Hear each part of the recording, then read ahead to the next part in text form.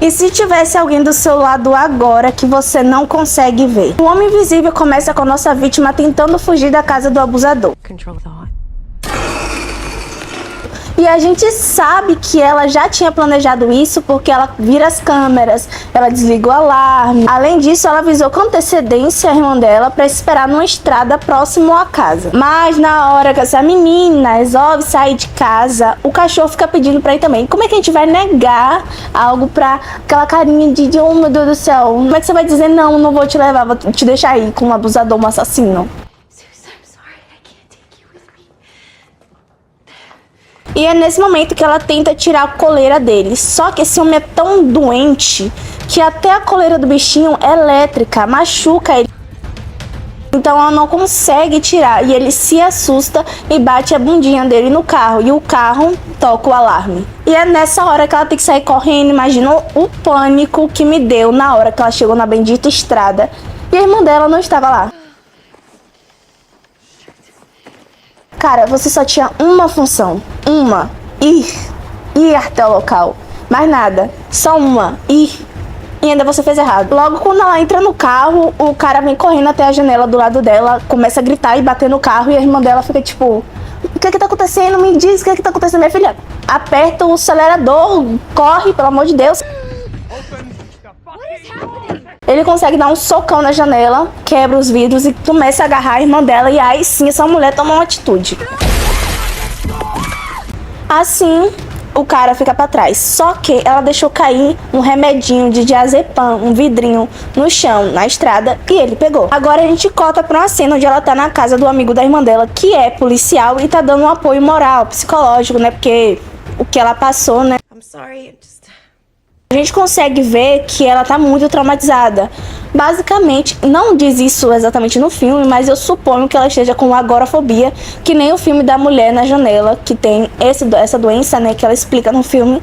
E ela não consegue sair de casa, ela não consegue ter contato com o mundo afora. Isso por conta dos traumas acontecidos na vida dela, né? Cada barulhinho, uma porta rangendo já é um susto enorme pra ela. Inclusive ele, o amigo policial, insiste que ela saia de casa pra tomar um ar, né, porque ficar trancada ali não é uma coisa muito boa. Mas como ela ficou com aquela fobia, ela não consegue de jeito nenhum. Ela sai até pra fora da casa, mas aí quando ela chega no negócio dos correios, aquela caixinha, vem um homem correndo, de boa, ele tá correndo só, ele é fitness. Mas o medo dela é tão grande que ela achou que ele tava correndo na frente dela, tipo, indo pra cima dela. Mas aí a irmã dela chega e traz a notícia de que esse ex dela, abusivo, cometeu o contrário de viver, desviver. Só que ela fica falando, ele tinha controle de tudo, ele sabia de tudo, o ego dele era muito grande, impossível ele querer se matar. Não tem como, isso não aconteceu. Mas aí falam que encontrou o corpo, que foi na ML. He's gone, Cecilia. I saw his body. Então ela tenta seguir a vida dela, né? Tá bom, ele morreu, eu vou seguir a minha vida aqui. O irmão dele, pra falar pra ela que ela tem uma fortuna, né? Que ele deixou de herança uma fortuna pra ela por conta das coisas que ele fez com ela. Ele meio que sentiu um remorso antes de se desviver. Um prêmio de consolação, sabe? Pela tortura psicológica que ele fez. E aí, eu acho isso muito estranho, né? Mas ela falou, nossa, ele... né? Já que deixou o dinheiro, vou aproveitar. E é aqui que o filme começa a brincar com a nossa sanidade. Eu já não tenho muita sanidade. Aí o filme ainda começa a prejudicar minha cabeça. O fogão liga sozinho. O cobertor sendo puxado de leve enquanto ela dorme, ó. Alguém ali debaixo da cama só puxando, ó.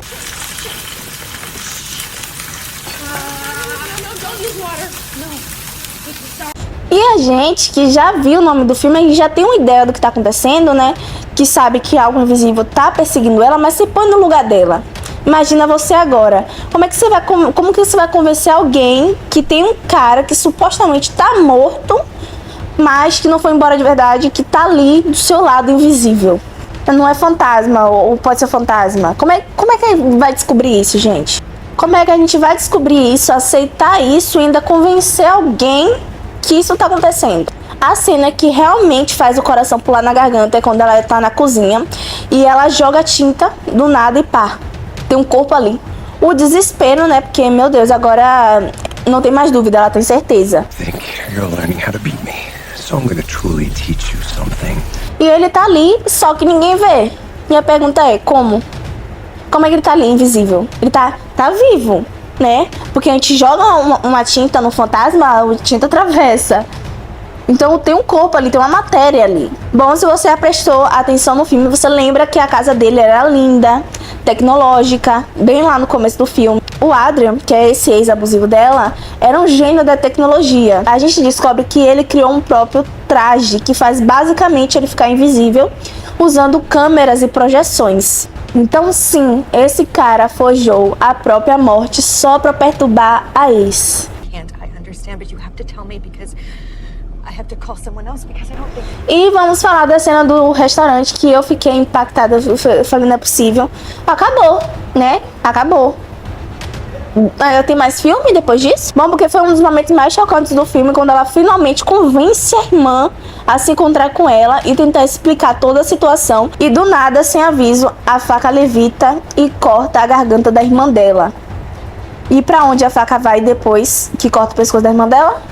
Pra irmã dela. E o que o povo do restaurante todo vai pensar que aconteceu naquele momento? Exatamente. E todo mundo começa a gritar, e não é pra menos, porque se eu visse aquela cena ali, gente, foi... Eu fiquei assim, ó. Não. Não. Não. Não. E você acha que o terror psicológico começou desde o começo? Não, meu amor, porque ela começa agora.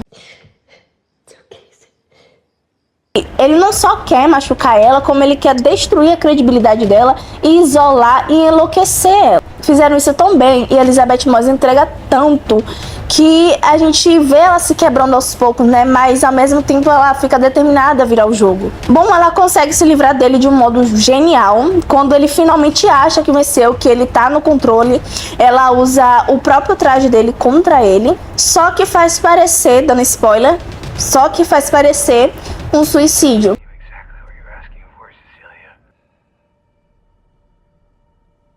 Mas será que ele morreu mesmo? Porque não mostra exatamente ele, né? Eu falei, ele morreu tantas vezes. Não sei porque eu ainda tô tentando... Enfim. Agora vamos para as curiosidades do filme. O traje invisível foi feito com centenas de microcâmeras reais, mas claro que não funcionava de verdade, já que todas foram impressas em impressoras 3D, para dar um ar mais realista o máximo possível e que não ficasse tão caro. A cena da cozinha foi feita apenas com Elizabeth Moss, atuando sozinha, né, na cozinha, adicionando um dublê em CGI para fazer os efeitos do Homem Invisível.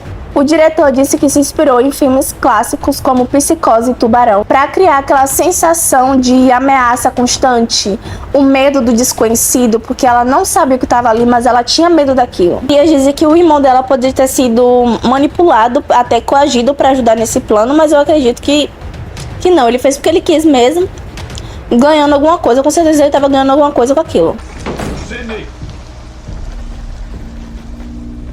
E tem gente que acredita que o Adrian não morreu no final. Foi um corte, né, muito profundo. Dificilmente ele ficaria vivo. Mas caso ele tivesse uma amiga, o cara criou um traje invisível, porque ele não pode criar outra coisa pra salvar a vida dele numa emergência. Bons críticos amaram o filme, principalmente pelo tom de terror psicológico. E principalmente pela atuação da Elizabeth Moss, que eu achei incrível, assim, maravilhosa. Merece palmas. Mas também tem quem achasse que o final podia ser mais elaborado. Eu acho que foi ótimo do jeito que foi. Ela chega no local super decidida, ela sabe o que vai fazer, ela não tem medo. Mas aí no meio da conversa ela se apresenta frágil, inocente. Eu não tô sem forças pra lutar com você, eu vou ceder. E aí do nada ela volta super vingativa. Of course I did. I just didn't know he was that unstable. E outra curiosidade é que essa cena final foi uma das primeiras a ser feita. Então, ela não sabia exatamente o que a personagem estava sentindo, porque ela não gravou as primeiras cenas, sabe, do filme. Mas ela deu o melhor de tudo, ela fez um pouquinho de cada coisa ali e ficou maravilhoso. E você acredita que o Adrian realmente morreu ou se a Cecília tá com outro ciclo de paranoia, se ela tá conseguindo viver bem. Comenta aqui embaixo outro filme que você queira que eu comente aqui e até a próxima.